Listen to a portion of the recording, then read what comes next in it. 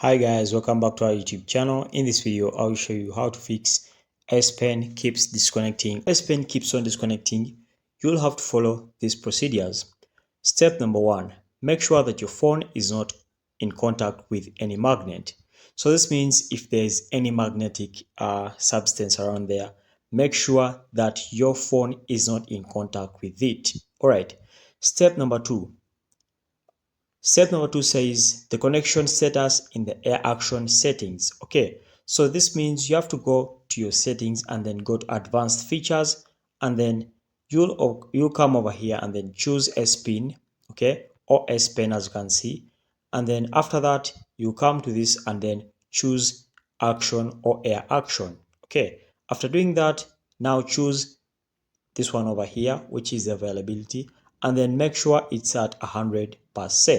Okay, now let's move ahead to the last step. So guys, the last step is quite simple.